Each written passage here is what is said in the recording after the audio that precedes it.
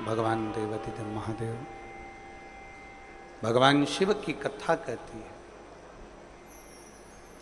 सावन के महीने में विश्वास के साथ में जो हम भगवान की कावड़ लेकर जाते हैं, उसमें जो डंडा लगा होता है वो बांबू का होता है, उसमें भी गांठें होती है, वो गांठें खुल जाती है। कहते हैं शिव के नजदीक जैसे जैसे पहुंचते हैं वैसे वैसे हमारी जिंदगी की गांठें खुलती चली जाती। शिव महापुराण में एक देवराज नाम का ब्राह्मण है। महत्तम में कथा थी, एक देवराज नाम का ब्राह्मण, ब्राह्मण कुल में जन्म जरूर ले लिया पर ब्राह्मण जैसा कर्म नहीं कर पाया।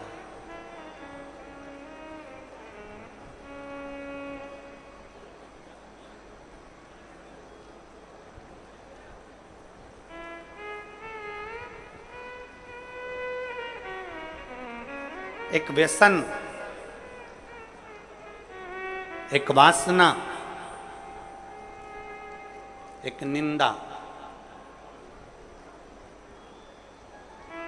ब्राह्मण भले ब्राह्मण कर्म कर रहा है कि नहीं कर रहा है, शास्त्र पढ़ रहा है कि नहीं पढ़ रहा है, वेद पुराण पढ़ रहा है कि नहीं पढ़ रहा है, भगवत भजन कर रहा है कि नहीं कर रहा, मूल वो नहीं है। व्यसन, वासना और निंदा। ब्राह्मण अगर ये तीन चीजों से दूर है, कौन कौन सी तीन चीजें, जम के बोलो जरा। पहले नंबर पर है व्यसन। कोई गलत व्यसन में तो नहीं पड़ा है, मांस मदिरा गलत चीज, कोई बहुत मालूम पड़े व्यसन में डूबा रहता हो तो ऐसा ब्राह्मण की मूलता नहीं। व्यसन, वासना, पर स्त्री को मां के तुल्य देखे, पर कन्या को बेटी के तुल्य देखे, उसके नेत्रों में कहीं वासना ना हो। एक व्यसन, दूसरा वासना और तीसरे नंबर पर है निंदा। अगर कोई ब्राह्मण के कुल में जन्मा है और वो निंदा से दूर है, बुराई से दूर है, किसी की निंदा नहीं करता, किसी के लिए अपशब्द नहीं बोलता, वो ये मान लेता है कि ये संपूर्ण ब्रह्मांड, संपूर्ण सृष्टि उस परमात्मा ने रची है, इसमें अच्छे लोग भी हैं तो बुरे लोग भी हैं, तो निंदा करने से कौन सा लाभ मिलेगा। तीन चीजें अगर ब्राह्मण के पास में है, एक व्यसन से दूर, दूसरा वासना से दूर, तीसरा निंदा से दूर अगर कोई ब्राह्मण है तो समझ लेना वो सारे वेद और पुराण का शास्त्री है, वो मर्मज्ञ। उसने भले वेद पढ़े कि नहीं पढ़े, शास्त्र पढ़े कि नहीं पढ़े, पुराण पढ़े कि नहीं पढ़े, मालूम नहीं। उसने कभी पूजन करी कि नहीं, पता नहीं। उसने कभी मंत्र जाप किया कि नहीं, पता नहीं। उसने कभी संध्या करी कि नहीं, पता नहीं। पर जिस ब्राह्मण, जो ब्राह्मण व्यसन से, वासना से और निंदा से दूर रहता है, समझ लेना वो ब्राह्मण वेद और पढ़े हुए, शास्त्र पढ़े हुए ब्राह्मण के तुल्य होता है। व्यसन से दूर रहे, वासना से दूर रहे और निंदा से दूर।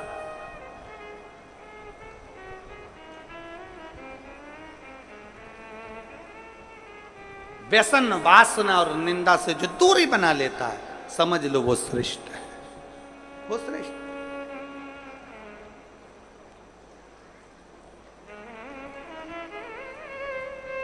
आज के जमाने में हम किसी से भी कह देते हैं, महाराज जी आशीर्वाद तो दे दो। अगर चतुर महाराज होगा, चतुर होगा तो वो कह देगा मेरे आशीर्वाद से क्या करना तुम्हें। अगर आशीर्वाद लेना है तो अपने घर के बुजुर्गों का, माता पिता का और परमात्मा का आशीर्वाद लेते रहो, जिंदगी सार्थक हो जाए।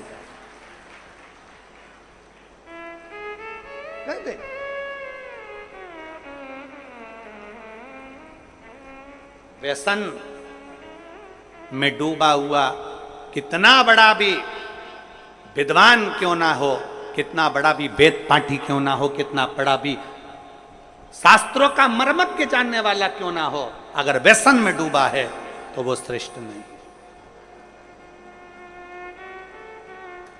कितना बड़ा भी मर्मज्ञवान हो, कितना बड़ा भी वेद पाठी हो, कितना बड़ी विद्वत्ता हो, अगर वो वासना में डूबा है तो वो श्रेष्ठ नहीं।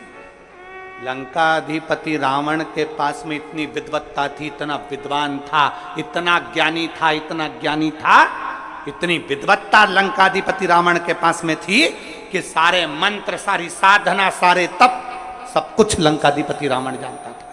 पर व्यसन में भी रावण डूबा रहा, वासना में भी रावण डूबा रहा, और निंदा में भी रावण डूबा रहा। इसलिए कोई दिया जलाने वाला नहीं बचा, समाप्त हो गया संपूर्ण।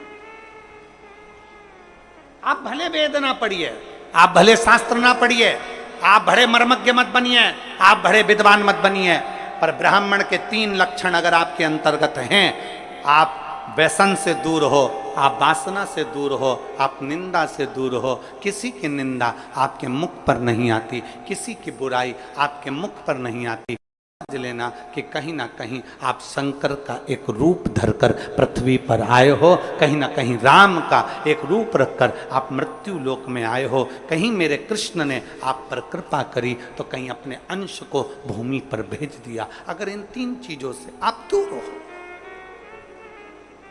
आपकी भक्ति, आपका विश्वास, आपकी दृढ़ता, बराबर। एक पत्र है,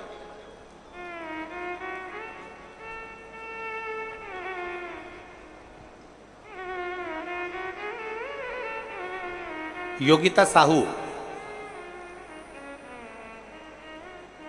चंद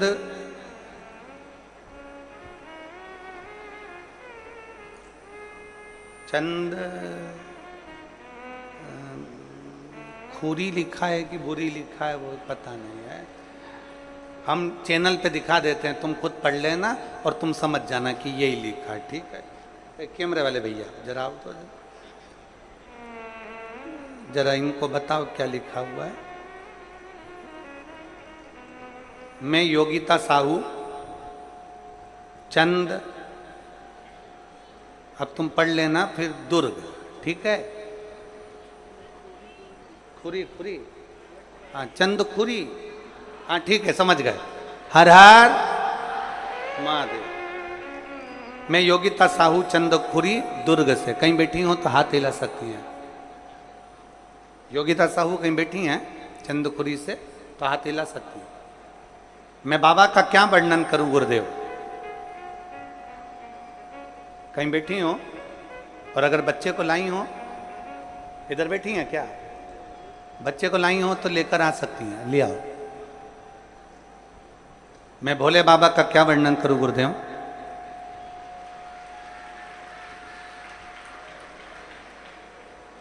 मेरे यहाँ शादी के हमने 1 साल, 2 साल, 3 साल, 4 साल, 5 साल, 6 साल, 7 साल, 8 साल तक इंतजार करते रहे बच्चे का कि बच्चा होगा, संतान होगी, पर संतान का सुख नहीं हुआ गुरुदेव। कई वर्ष निकल गए और संतान का सुख प्राप्त नहीं हुआ। तब हमारे किसी रिश्तेदार ने कहा कि पंडाल में बैठकर शिव महापुराण की कथा अगर सुनी जाती है और जो मांगा जाता है वो प्राप्त होता है। हमने विचार करा अब हमें कहाँ शिव महापुराण की कथा सुनने को मिलेगी। वो सीहोर वाला बाबा तो इतनी दूर दूर कथा करने जाता है, हमारे क्षेत्र में कहाँ कथा करने आए। तभी हमें सूचना मिली कि भिलाई में कथा होने वाली थी। उस समय पर हम भिलाई की कथा को सुने।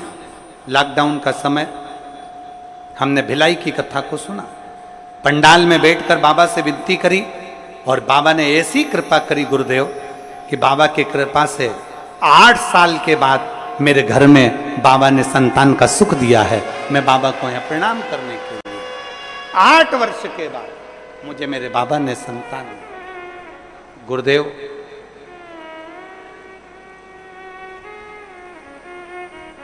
एक बात कहना चाहती हूं, जब संतान नहीं होती है ना तो लोग एक स्त्री को, एक नारी को दोष देते हैं। पर मेरे भोले बाबा से विनती है, आप जो अपनी भाषा में कहते हो वो एक बार इस व्यासपीठ से जरूर कहना। हम जो भोले बाबा से कहते हैं, आपको मालूम होगा, एक ही चीज कहते हैं कि मेरे बाबा किसी स्त्री की गोद खाली मत रखना और किसी पुरुष की जेब खाली मत रखना। स्त्री की गोद खाली रहती है। लॉकडाउन के समय पर हमने कथा सुनी और बाबा से इस पंडाल में बैठकर बाबा से भिलाई की कथा में मांगा था कि हमारे घर औलाद हो जाए, और बाबा ने 8 साल के बाद हमें कथा, बाबा ने संतान दी। स्त्री की गोद खाली रहती है तो लोग ताना देते रहते हैं, अपशब्द कहते रहते हैं, ना जाने क्या क्या बोलते रहते हैं। और पुरुष की जब जेब खाली रहती है तो दुनिया के लोग गिनते नहीं है, ठोकर मार देते, ठोकर मार देते।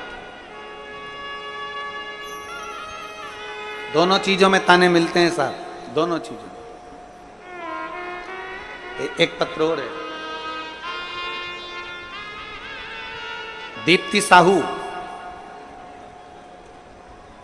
कोडिया दुर्ग। दीप्ति साहू कहीं बैठी हैं कोडिया दुर्ग से, आप ही हैं? बच्चा आया है क्या साथ में? ले आओ, इसको भी ले आओ। गुरुजी, हमारी शादी को कई वर्ष बीत गए थे, संतान के लिए तरस रहे थे। तब हमारे पास वाली आंटी ने हमसे कहा कि तू सफेद आंकड़े की जड़ का प्रयोग कर और शंकर जी के मंदिर में 1 लोटा जल चढ़ाना प्रारंभ कर। हमने शिव जी के मंदिर में 1 लोटा जल चढ़ाना प्रारंभ करा, सफेद आंकड़े की जड़ का प्रयोग करा। प्रयोग करने के बाद संतान नहीं हुई, फिर दूसरी बार हमने सफेद आंकड़े की जड़ का प्रयोग करा और बाबा की कृपा से हमारे घर में कई वर्षों के बाद किलकारियां खेली और संतान का सुख प्राप्त हुआ। लिया बच्चे को, लिया।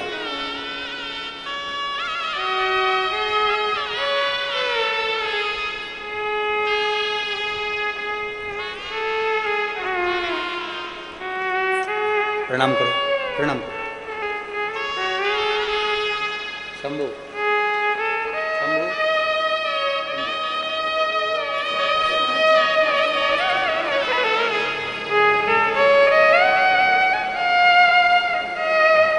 खुश हो, प्रसन्न हो। अब रोने का नहीं, अब खुश होने का।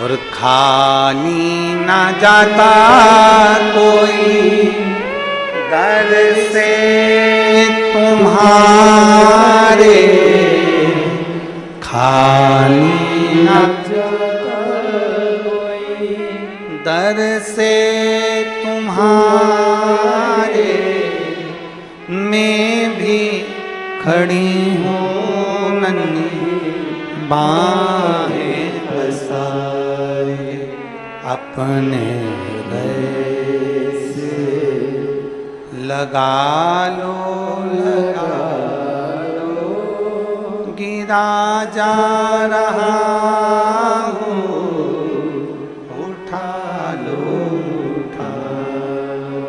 भोले अपने दर से अब तो ना टालो, गिरी जा रही हो, उठा लो, उठा लो। एक विश्वास, एक भरोसा, एक दृढ़ता हमारे भीतर। हम गलत कर्मों से दूर हों, गलत व्यसन से दूर हों, गलत चीजों से दूर हों, गलत सोच से दूर हों, गलत विचार से दूर हों, तो शिव क्यों ना मिले?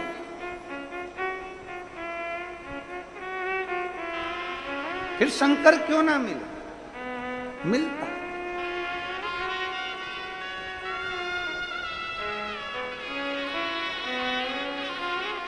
बधाई हो।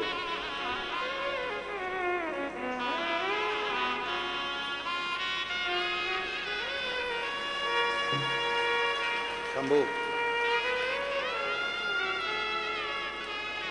शंभू,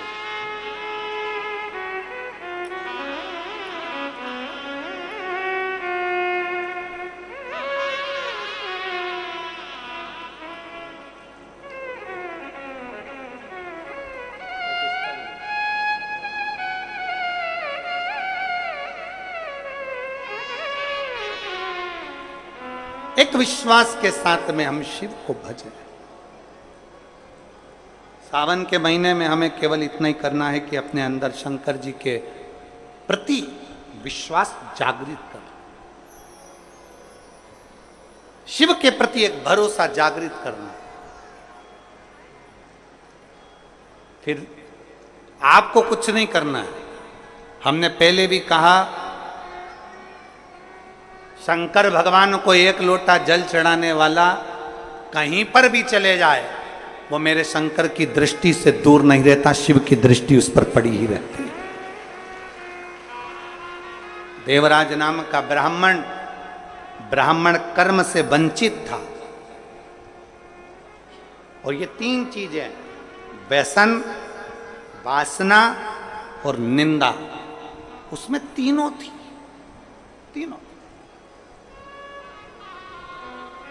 वो व्यसन में भी डूबा रहता था, वासना में भी डूबा रहता था, और निंदा में भी डूबा रहता था। एक बहुत सुंदर बात शिव महापुराण की कथा कहती है, कोई निंदा करने वाला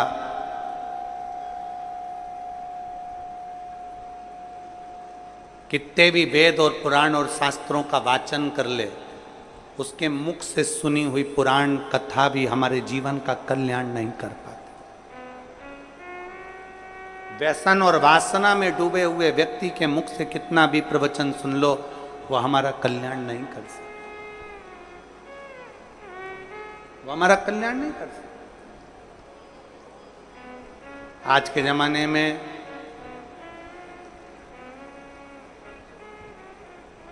डुप्लीकेट ना जाने कितने सारे बाबाओं का ढेर लगा पड़ा हुआ है। सावधानी की बहुत जरूरत है, बहुत जरूरत।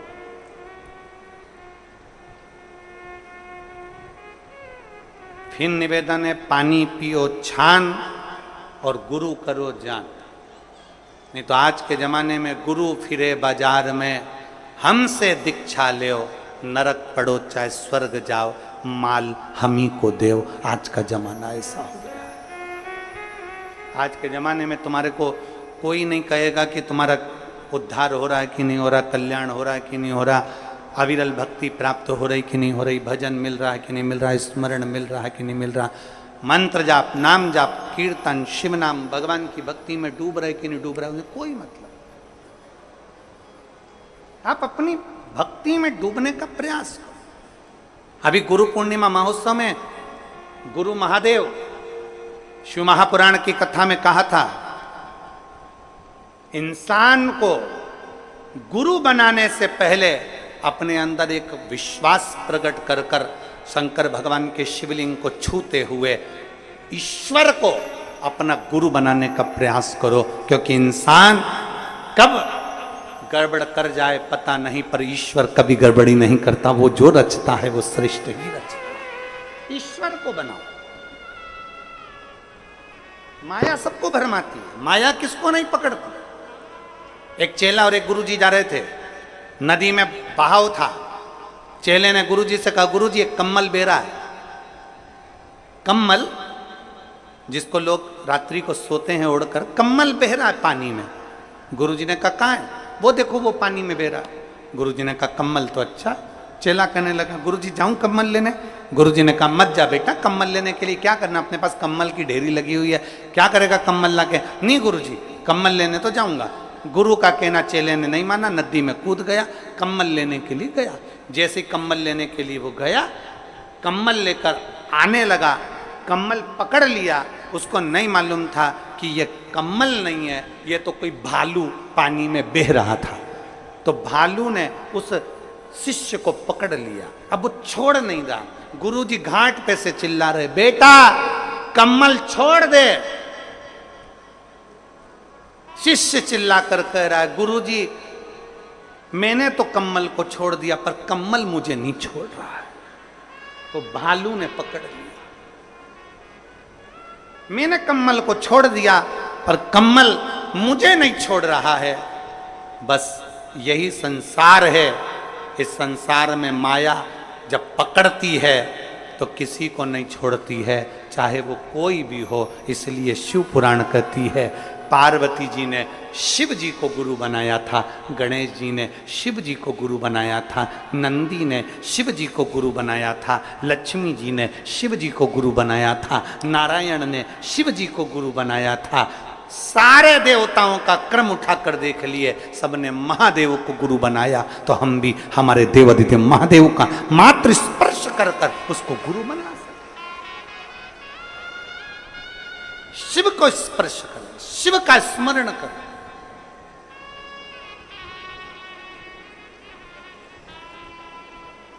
व्यसन, वासना और निंदा ये दूर रहे। और कितना कितना छत्तीसगढ़ पुलिस, छत्तीसगढ़ शासन की जो पुलिस है वो तो निरंतर कई सालों से एक अभियान चलाती आ रही है, व्यसन मुक्त, नशा मुक्त, नशे से मुक्त। शायद भारत की संपूर्ण प्रदेशों में से केवल एक छत्तीसगढ़ की पुलिस एक ऐसी होगी जो यह अभियान चलाती है कि हमारा प्रदेश, हमारा देश नशे से मुक्त हो। एक बार जोरदार ताली बजाओ छत्तीसगढ़ पुलिस के लिए, साधुता है, नशे से मुक्त हो।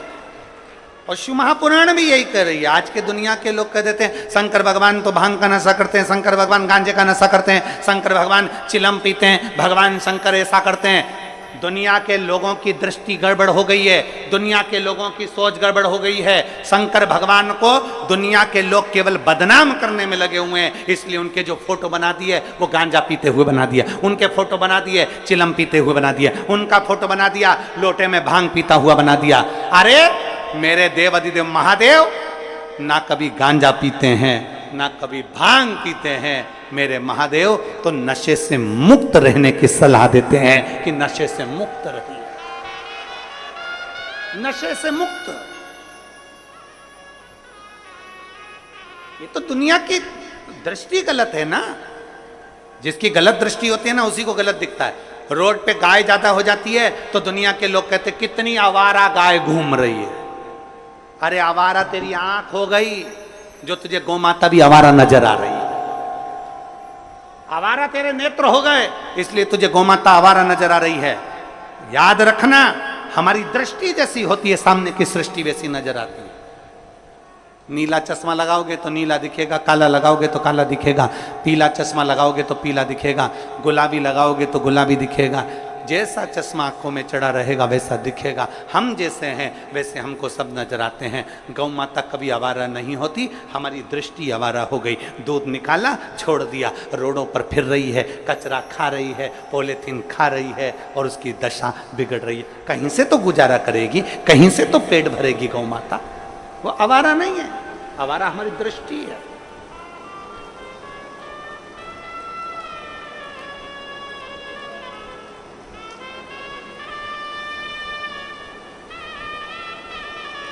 एक साधुता। मेरे शिव कभी नशा करने की आदत नहीं डालते, मेरे शंकर कभी नहीं कहते कि तुम गांजा पियो, मेरे शिव जी कभी नहीं कहते कि तुम भांग पियो, मेरे शंकर भगवान कभी नहीं कहते कि तुम चिलम पियो। मेरे शंकर भगवान तो कहते हैं कि नशों से दूर हो जाओ और भगवान की अविरल भक्ति के नशे में डूब जाओ। जिस दिन तुम राम नाम, कृष्ण नाम, शिव नाम के नशे में डूबोगे उस दिन तुम्हारी जिंदगी स्वयं सार्थक होती चलेगी। व्यसन, वासना और निंदा, ये तीनों से ब्राह्मण को दूर रहना चाहिए।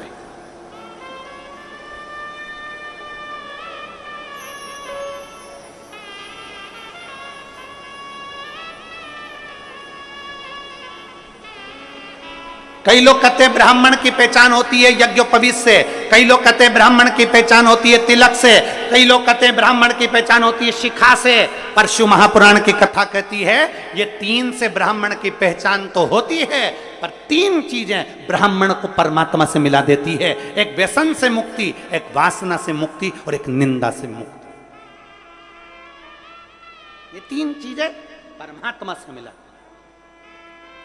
व्यसन, वासना और निंदा ये दूर हो जाए।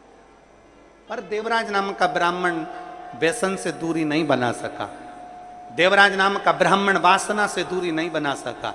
देवराज नाम का ब्राह्मण निंदा से दूरी नहीं बना सका, इसने घेर रखा था और ऐसा घेरा कि देवराज एक दिन चोरी का धन लेकर आ रहा था। चोरी का धन उसके पास में था और वो चोरी का धन उसके साथ में किसके लिए ला रहा था? देवराज चोरी किसके लिए कर रहा था? देवराज को चोरी की जरूरत क्या पड़ गई? पेट भरने जितना तो मेरा भोलेनाथ सबको देता है, पेट भरने जितना तो मेरा बाबा सबको देता है, क्योंकि उसने संकल्प लिया है कि मृत्यु लोक में मैंने तुझे जन्म दिया है तो तेरे पेट भरने की जवाबदारी मेरी है। पर याद रखना, पेट भरने जितना मैं दूंगा, तेरा परिवार जितना बढ़ता चले जाएगा, उतना उतना तेरे धन की व्यवस्था में करते चले जाऊंगा, उतना उतना तेरे भोजन की व्यवस्था में करते चले जाऊंगा, सब कुछ मैं दूंगा। पर जब तू गलत जगह पर जाएगा, गलत सोच रखेगा, गलत दृष्टि रखेगा, तो गलत जगह से फिर धन आएगा और गलत जगह से धन आएगा तो वो तुझे बर्बाद कर दे, वो तुझे नष्ट कर दे, वो तुझे तकलीफ दे दे।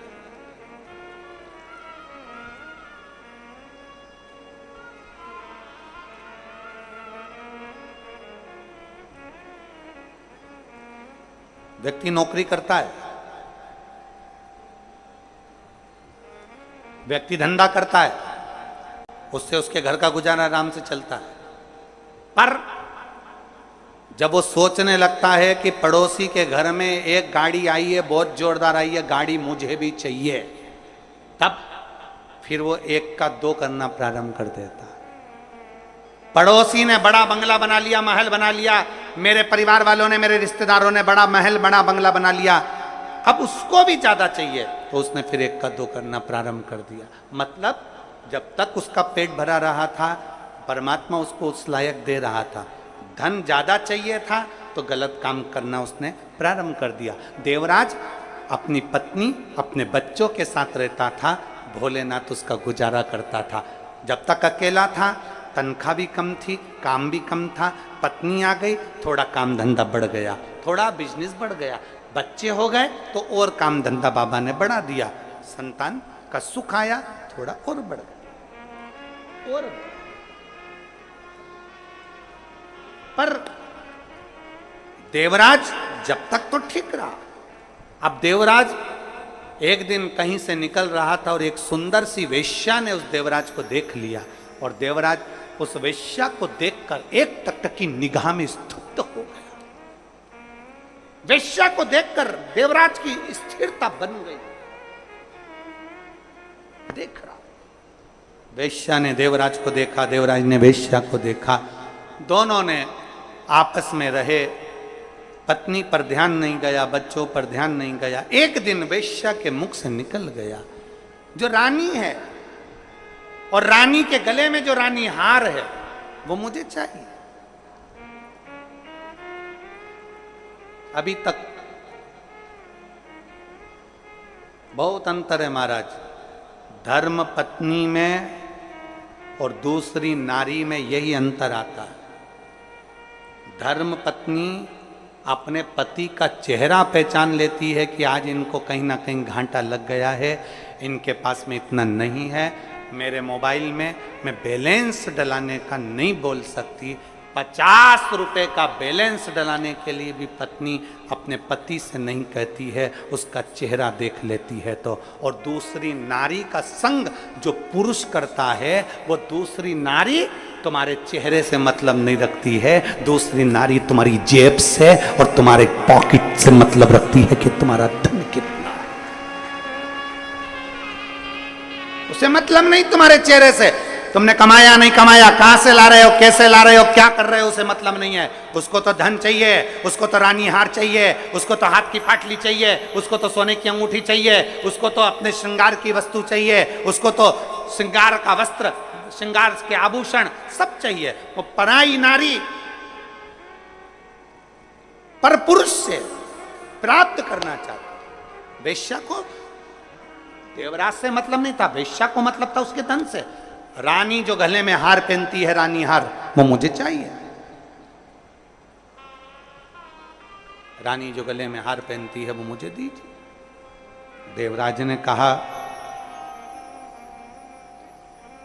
मन में देवराज ने सोचा, मेरी पत्नी ने कभी मुझसे हार नहीं मांगा, मेरी पत्नी ने कभी मुझसे कोई सामान नहीं मांगा, पर ये वेश्या आए दिन कुछ ना कुछ मांगती, फिर भी उसके आकर्षण में इतना आसक्त था, उसके आकर्षण में, उसके स्वरूप में इतना इतना इतना फंस चुका था कि निकल नहीं पा रहा। वेश्या ने कह दिया, कल तक मुझे रानी के गले का हार चाहिए, कल तक चाहिए। ठीक है,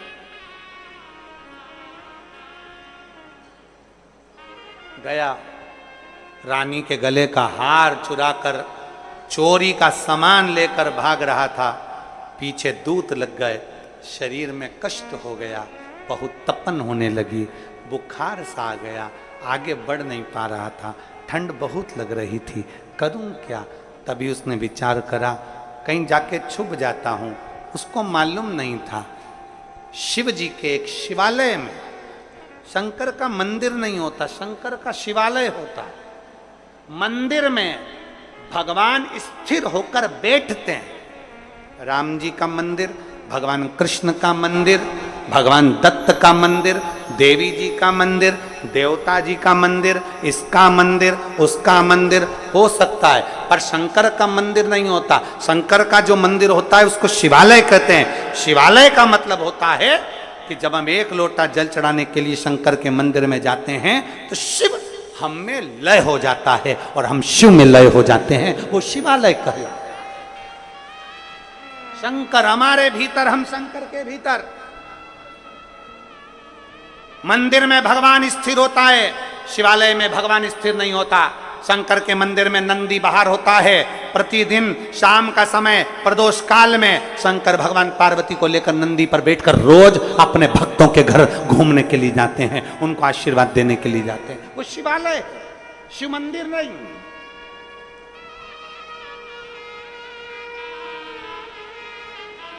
जो लोग कहते हैं कहां जा रहे हो, शंकर के मंदिर जा रहे हैं, नहीं नहीं नहीं, आपको कहना चाहिए शिवालय जा रहे हैं। शिवालय मतलब मैं शंकर को निमंत्रण देने जा रही हूं, मैं शिव से कहने के लिए जा रही हूं कि मैं दुखी हूं, मैं कष्ट में हूं, बहुत तकलीफ है मेरी जिंदगी में, पर मेरे बाबा मुझे तुझ पर भरोसा है, मुझे तुझ पर भरोसा है। जब कोई नहीं आएगा तब मेरा महादेव आए। एक पत्र, गजानन देवांगन जामुल भिलाई छत्तीसगढ़ के हैं। कहीं बैठे हो तो हाथ हिला सकते हैं, अगर कहीं बैठे हो तो हाथ हिला सकते हैं। गजानन देवांगन जामुल भिलाई छत्तीसगढ़, मेरा मोबाइल नंबर ये है। आ जाओ, एक बेलपत्र ले जाना, आ जाइए। गजानन देवांगन जामुल भिलाई छत्तीसगढ़, मेरा मोबाइल नंबर ये है। मैं गुरुजी प्रणाम करता हूं। शिव जी की दया का थोड़ा सा वर्णन कर रहा हूं। बहुत तकलीफ की जिंदगी चल रही थी, थोड़ा सा पैसा था वो भी खत्म हो गया था। मेरे घर में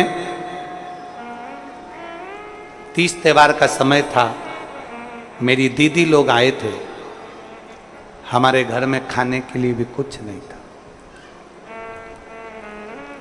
मेरे बच्चों को मिलाकर, मेरी दीदी के बच्चों को मिलाकर 6 से 8 बच्चे इकट्ठे हो गए थे।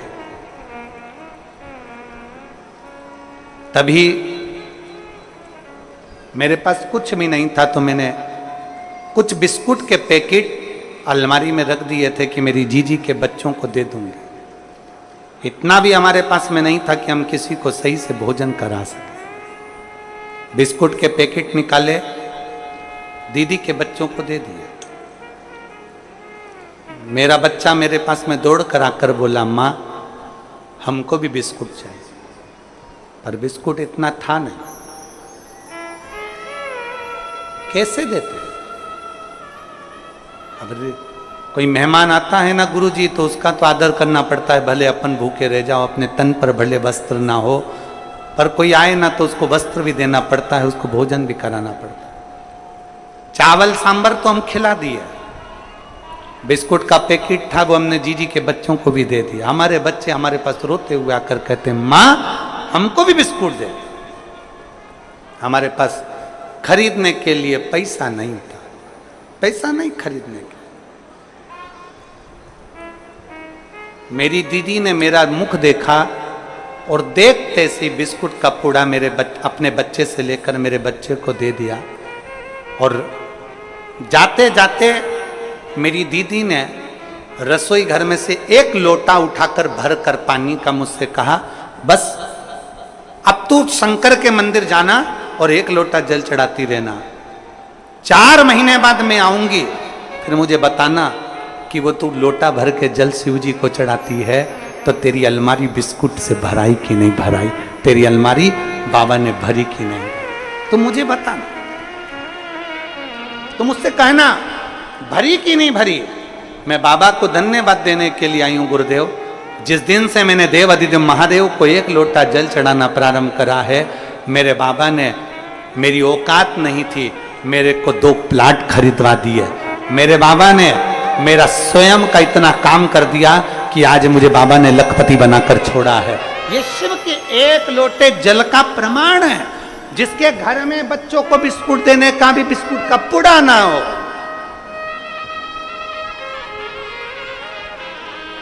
कोई लेट बनता है, कोई जल्दी बनता है, शंकर को जल चढ़ाने वाला एक दिन सेठ जरूर बनता। थोड़ा लेट हो सकता, थोड़ी तकलीफ आ सकती है, थोड़ी जिंदगी में आते हैं दुख पड़ाव ऐसे रहते हैं, जीवन में दुख तकलीफें चलती रहती है, जीवन में कष्ट आता रहता है, जीवन में दुख तकलीफें आती रहती है। जिसके पास में एक बिस्कुट का पुड़ा भी ना हो अपने बच्चों को देने के लिए, जो संघर्ष की जिंदगी जी रहा हो, अगर वो एक लोटा थाम ले अपने हाथ में और शिवालय तक जाए, शिवालय तक शिव में लय होने के लिए, शंकर को पाने के लिए,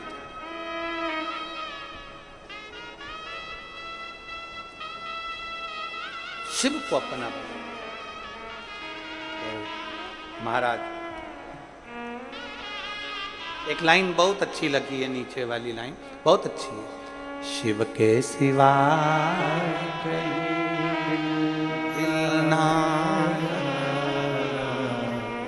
शिव के सिवा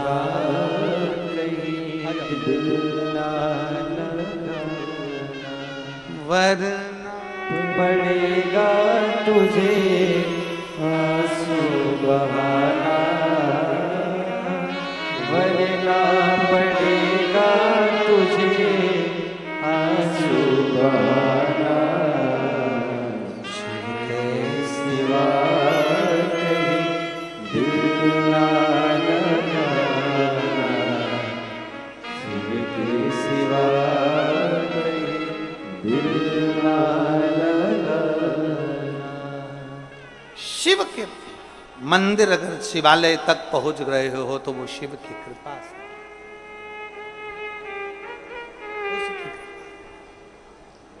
और रिश्ता तेरा मेरा सबसे प्यारा, रिश्ता तेरा मेरा सबसे प्यारा, तू मेरा बाबा मैं हूँ तेरा लाला, मैं हूँ तेरा लाला, तू मेरा बाबा मैं हूँ तेरा लाला, मैं हूँ तेरा लाला। एक संबंध भगवान से जोड़ लो। ये मत सोचो कि मंदिर जा रहे हैं, मंदिर में मूर्ति स्थिर होती है, मंदिर में भगवान स्थिर होता है, पर शिवालय में भगवान स्थिर नहीं होता। शिवालय में तुमने जल चढ़ाया, तुम्हारा तांबे का लोटा, तुम्हारा हाथ शंकर के शिवलिंग के पास आया, शंकर ने वो हाथ पकड़ लिया और एक ना एक दिन तेरे दरवाजे पर पहुंचकर तेरा भंडार भर ही दिया। वो शिव है, शिव है।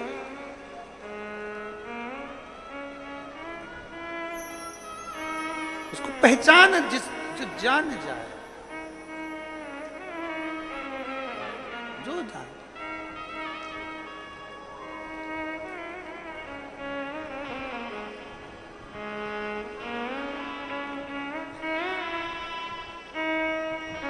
जिसने जान लिया जान।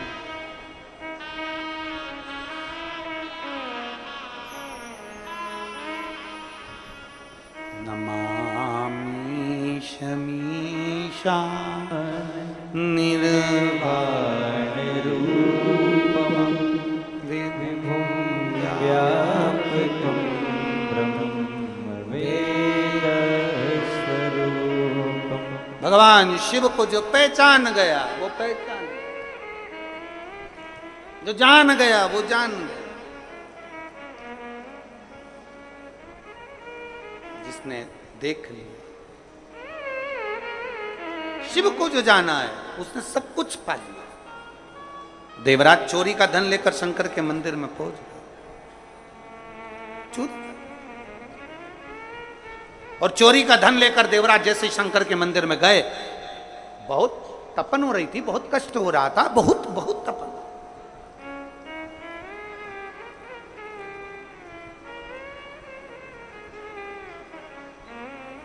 अंदर शिवालय में कोई शिव महापुराण की कथा कर रहा था। शिवालय, ब्राह्मण देवता चिल्ला रहे थे, हर हर। जरा दोनों हाथ उठाकर हर हर।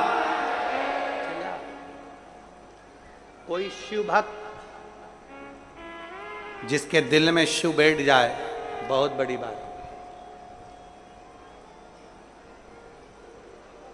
हम ये बोलबम सेवा एवं कल्याण समिति इसको धन्यवाद देते हैं। बोलबम कल्याण एवं सेवा समिति को धन्यवाद देते हैं, और दया सिंह जी आपको भी धन्यवाद देते हैं। एक सच्चे शिव भक्त का यही लक्षण होता है कि सावन महीने में इतने करोड़ों लाखों शिव भक्तों को शिव कथा सुनवा है। और दया सिंह जी, ये आपकी भी पुण्याई नहीं है, सही मायने में तो बताएं, ये आपके माता पिता की कोई पुण्याई होगी जो भरी होगी, जिसके कारण ये शिव महापुराण की कथा में। आपकी भी पुण्याई नहीं, आपके माता पिता की पुण्याई है। और ये माता पिता के संस्कार हैं, ये माता पिता की पुण्याई है।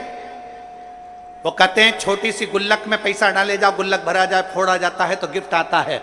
आपके दादा परदादा माता पिता और आप, आपके परिवार और आपके मित्र दोस्त, आपकी पूरा ग्रुप और आपकी बम बोल समिति के पूरे ग्रुप का, उनके माता पिता का कोई पुण्य एक गुल्लक में इकट्ठा हुआ होगा, जो सावन की पहली शिव महापुराण की कथा ये भिलाई में हो रही है। ये पुण्य है। आप बोल बम का नारा है, ये पुण्य आई है, ये सामने आई है, ये पुण्य आई। और आप सब भी पुण्य वाले, जितने भिलाई के रहवासी हैं, जितने भिलाई में रहने वाले भक्त हैं, जो शंकर की कथा में पंडाल में बैठकर कथा सुनने के लिए जा रहे हो, बरसते पानी में छाता लगा लगा के, मैं कहूंगा आस्था चैनल वालों से जरा दिखाओ, आसपास में कहीं जगह नहीं, और लोग कथा के पहले दिन छाता लगा लगा कर बरसते पानी में शिव महापुराण की कथा लाखों की संख्या में लोग श्रवण कर रहे हैं। ये शिव भक्ति, इसको शिव भक्ति कहते हैं, इसको शंकर का समर्पण कहते हैं। ऐसे बरसते पानी में किसी के शादी हो तो कोई ना जाए माता पूजन में भी, कोई मंडप में नहीं जाए, कोई बारात में नहीं जाए, और ऐसे बरसते पानी में लोग छाता लगा लगा कर खड़े शंकर की अविरल भक्ति को धारण करना है, शिव को प्राप्त करना है, शंकर को प्राप्त करना है, शिव को मिलना, शिव और कुछ नहीं। तो वो एक लाइन आती है ना, बड़ी सुंदर लाइन है, तुझसे मिलने के लिए तेरी कसम एक मुलाकात जरूर।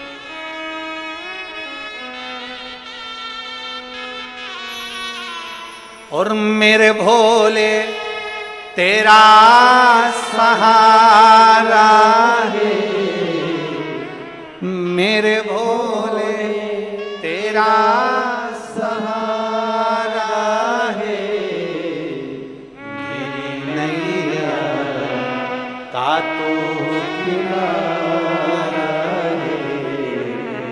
मेरी नैया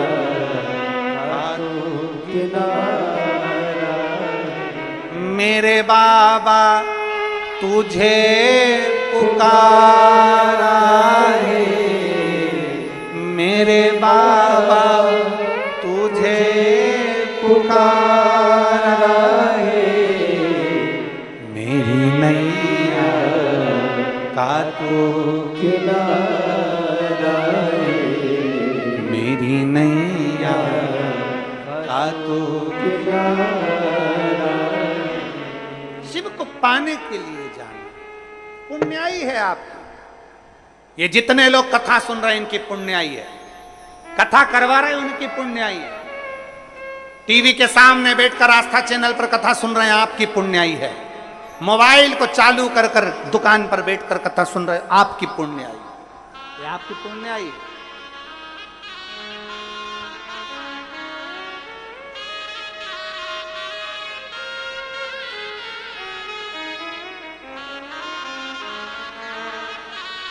और ये सहज देवराज शिवालय तक पहुंच गए। किसकी पुण्याई थी देवराज के? शंकर के मंदिर तक, शिवालय तक जाना पुण्याई कैसे? एक कथा आती है राजा बलि की विष्णु पुराण में। राजा बलि के दरवाजे पर श्रीमद् भागवत में आता है कि भगवान भिक्षा मांगने के लिए गए। सुनी कि नहीं सुनी आप लोगों ने? 3 पग भूमि मांगी थी राजा बलि के दरवाजे पर बामन भगवान। राजा बलि कौन था? कौन? पूर्व समय का जुआरी, जुआ खेलने वाला, जुआ खेलने वाला जुआरी। अपने जुए में हारता गया, हारता गया, हारता गया। दोस्त बैठे थे जुआ खेलने के लिए, उन्होंने कहा क्या लगाएगा, तेरे पास लगाने के लिए कुछ नहीं है। जुआरी कथा में अब भी आया। जुआरी गया, एक महाराज जी छाता, कमंडल, पादुका, आसन सब लेकर बैठे थे। वो स्नान करने गए, जुआरी इनका सारा सामान चोरी करके भाग गए। जुआरी सामान लेकर गया, जुए में उसने छाता, कमंडल, पादुका, आसन सब लगा दिया। चोरों ने विचार करा, जुआरियों ने विचार करा कि हमेशा हारता है, आज भी हारेगा। सब ने अपनी अपनी दौलत पूरी लगा दी और मालूम पड़ा आज वो जुआरी जो हारता था वो जीत गया, जीत गया, करोड़पति बन गया। अंबर धन दौलत बहुत हो गई। और जब धन बढ़ता है तो 3 मित्र बढ़ते हैं, धन बढ़ता है तो 3 दोस्त बढ़ते हैं। पहला ताली, धन बढ़ने से ही प्रशंसा करने वाले बढ़ जाते, बहुत बढ़िया भैया, लगे रहो भैया, क्या बात भैया, प्रशंसा करने वाले बढ़ जाते हैं। दूसरे नंबर पर थाली, धन बढ़ते से ही खाने वाले बढ़ जाते हैं, होटल में ले जाने वाले बढ़ जाते हैं। चलो आज पार्टी मनाएंगे, चलो उस होटल में चलते हैं, बड़ा एंजॉय करेंगे, पार्टी मनाएंगे। धन बढ़ते से ही थाली मित्र बढ़ गए, ताली मित्र बढ़ गए, और धन बढ़ते से ही प्याली मित्र बढ़ गए। मैं खाने में पीने वाले भी बढ़ जाते हैं जैसे धन बढ़ता है। 3 मित्र बढ़ गए। वो जुआरी के 3 मित्र बढ़ गए, सारा बर्बाद करने वाले बढ़ गए। एक वेश्या का संग आ गया।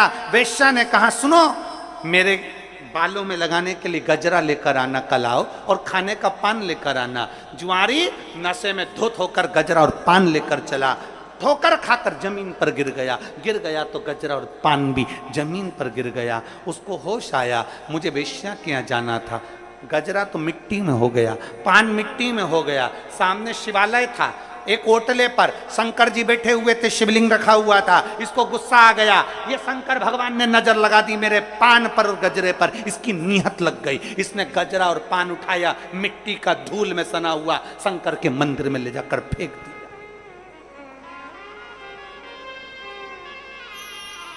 शिव के मंदिर में ले जाकर डाल दिया, ले तू खा ले। और नशे में धुत था, चले गया। 4 दिन के बाद कहीं नशे में डूब कर पानी में मर गया, ऊपर गया। धर्मराज ने कहा इसके पाप पुण्य देखो कितने। चित्रगुप्त महाराज ने कहा इसने सारे पाप करे हैं, बस एक पुण्य करा है। शंकर जी के मंदिर में गजरा और पान दिया था, एक पुण्य करा है, शंकर जी के मंदिर में गजरा और पान दिया था। इतने में धर्मराज बोले ये पुण्य नहीं करा, नशे में था। बेस्या गजरा नहीं लेती मिट्टी का, बेस्या पान नहीं लेती मिट्टी का, इसलिए शंकर जी के ऊपर फेंक दिया था। चित्रगुप्त महाराज ने कहा भले फेंका, नशे में भी शंकर तो याद था, नशे में भी शिव तो याद था। फेंकने को नल्ली में गटर में फेंक देता, पर शंकर के ऊपर फेंका, शंकर तो याद था। कई लोग कहते हैं यहां का जल मत चढ़ाओ वो गंदा है, वहां का जल मत चढ़ाओ वो गंदा है।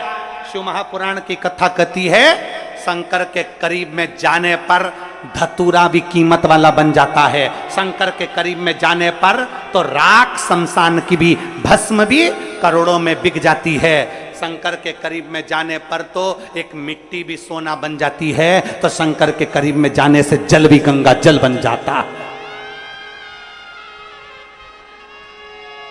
जल भी गंगा जल बन जाता है। शिव के करीब में जब जाता है तो, शंकर के करीब में जाता है तो गंगा जल बन जाता है। शिव के करीब में गया, गंगा जी में बहुत सारी फैक्ट्रियों का पानी जाता है, बहुत सारा गंदा पानी भी गंगा में जाता है, पर गंगा जल बन जाता है। यमुना जी में दिल्ली की फैक्ट्रियों का पानी जाता है, आगरा की फैक्ट्रियों का पानी जाता है, गंदा पानी जाता है, तो भी वो यमुना का जल बन जाता है। छिपरा जी में ढेरों पानी जाता है, पर वो छिपरा का जल बन जाता है। सरयू में, कावेरी में, गोदावरी में, गंगोत्री में, नर्मदा में ढेरों जल जाता है, वो जल बन जाता है। उसी तरह जल हमेशा पवित्र रहता है, उसकी पवित्रता कभी समाप्त नहीं होती, उसमें चाहे कितना भी मिल जाए,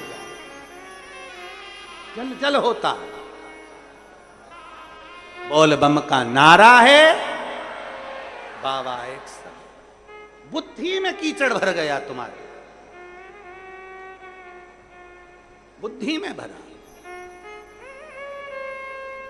कह दिया चित्रगुप्त महाराज ने, नहीं, इसको नशे में भी शिव याद है, इसको नशे में भी शंकर याद है, इसको नशे में भी शिव दिख रहा,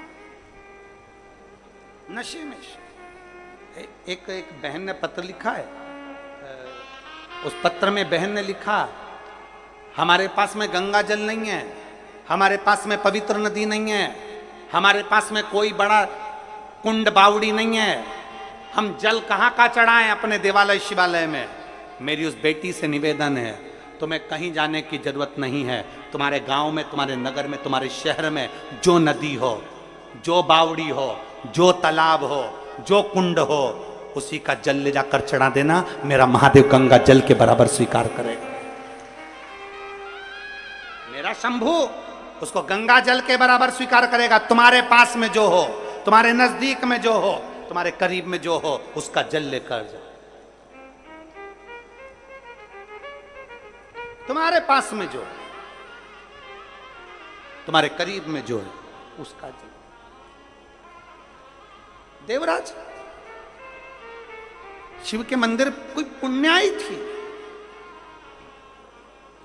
एक गजरा और बीड़ा गया, उस पुण्याई के बल पर देवाधिदेव महादेव की कथा कहती है कि धर्मराज ने कह दिया, चित्रगुप्त महाराज जितने कदम चलकर ये शंकर जी के मंदिर तक पहुंचा है, उतने समय के लिए इसको इंद्र का राज्य दे दो।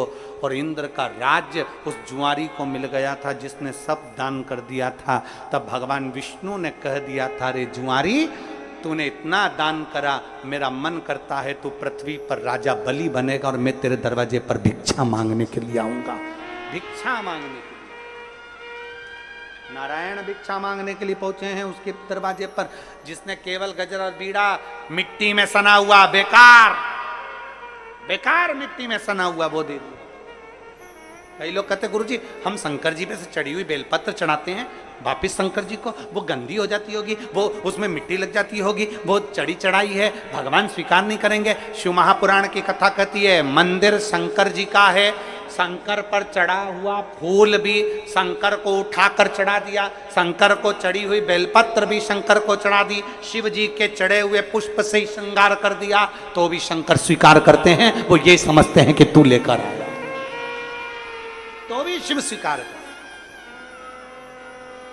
अपनी बुद्धि में ही बिठा लीजिए, कि हमारा नगर, हमारा गांव, हमारा शहर, हमारी बावड़ी, हमारे गांव में जो नदी, हमारे शहर में जो नदी है, हमारे गांव में जो कुंड है, हमारे नगर में जो बावड़ी तालाब है, वो भगवान शंकर के लिए श्रेष्ठ है, शिव के लिए श्रेष्ठ। कितनी गंदगी हमारे अंदर भरी होती है।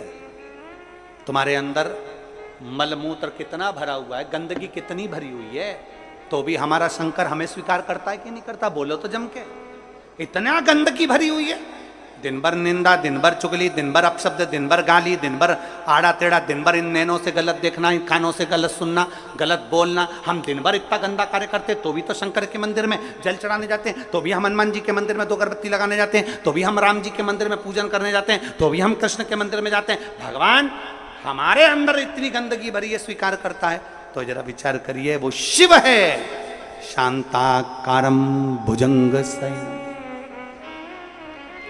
सहज, कर्पूर गौरम करुणावतारम, सहज सरल है वो। शिव को देवराज की माता पूर्व समय से ही शिव की उपासना करती थीं, और उन्हीं की उपासना का फल मिला कि देवराज शंकर के मंदिर में चला गया। 2 क्षण की शिव पुराण उसके कानों में पड़ गई। 2 क्षण की शिव।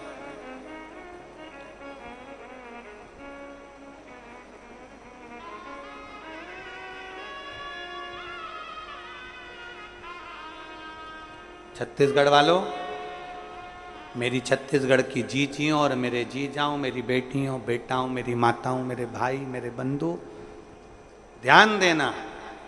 एक क्षण की भी अगर शिव पुराण मिल जाए, तुम्हारी टीवी चल रही है, रिमोट हाथ में है, एक क्षण भी अगर तुम आस्था चैनल पर आ गए, 1 बजे से 4 बजे तक तुमने कथा सुन ली, एक क्षण की भी सुन ली, वो तुम्हारा कल्याण करने वाला। और कितने साधुता है, कितनी साधुता।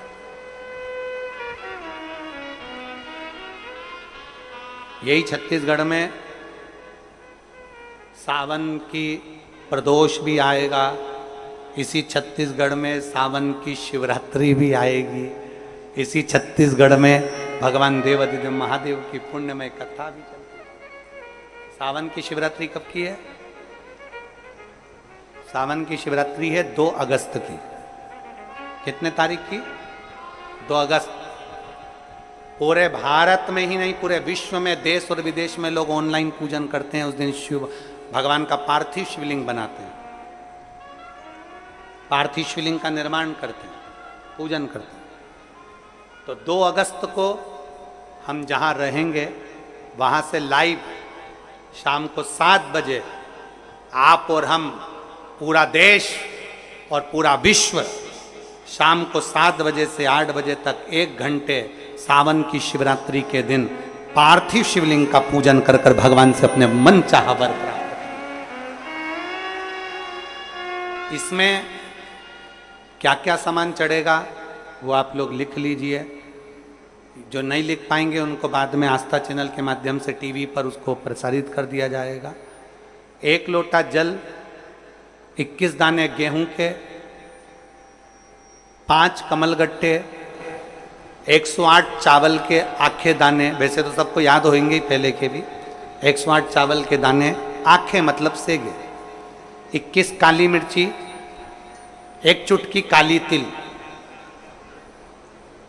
1 धतूरा, 7 बेलपत्र, 7 शमी पत्र, 7 लाल फूल, गुलाब के मिल जाए तो श्रेष्ठ है, नहीं तो कोई लाल फूल दूसरे मिल जाए वो भी श्रेष्ठ। 7 पुष्प सादे जो पूजन में चढ़ाने के लिए,